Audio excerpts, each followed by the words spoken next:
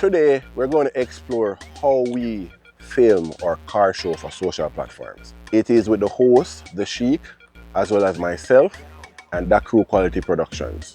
I am Lando, and I'm the BTS specialist. We use various different types of cameras for varying purposes. So the first camera is a tripod camera. This camera is the main camera capturing the host that is talking, as well as the car, normally in the background to show the connection and relation between the host and the car. This camera is usually an A7 IV, and the lens that we go with is the Tamron 28-75 lens. We normally have an ND filter on it. Since being in Jamaica, you know you have the sunlight and it is very strong, and a lot of our shoots are mostly outside. ND filter is a must. The first version of this setup just had the camera, the lens, the Sony batteries, and it was like a run and gun setup. Our setup has developed where now we're using V-mount batteries so that we don't have to change battery mid-shot. Now we're using monitors so that we can see the shots in direct sunlight. We usually use the Rode wireless tools as well as the DJI mic tools. Normally we set it up with lav mics because we want it to have a more professional look.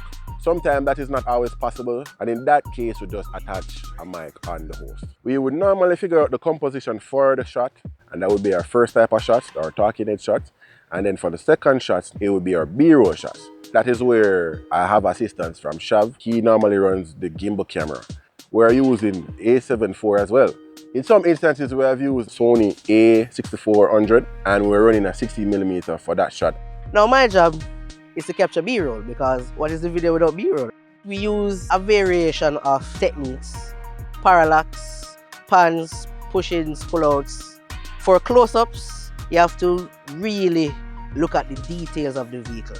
Some key things to catch is always the grille, the badge, the lights, fog lamps, headlights, reverse lights. For the interior, you have to make sure that you also focus on the badge on the steering wheel, what the center console looks like, what the dashboard looks like, the seats, the back. We are trying to show the space of the vehicle, how comfortable it is, the different features. Usually the gimbals that we're using, it's either the Ronin RS3 or it is the Ronin RSC2.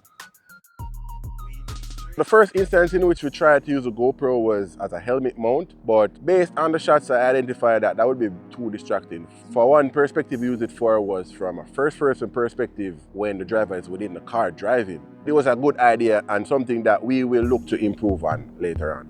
We explored using the GoPro inside the car.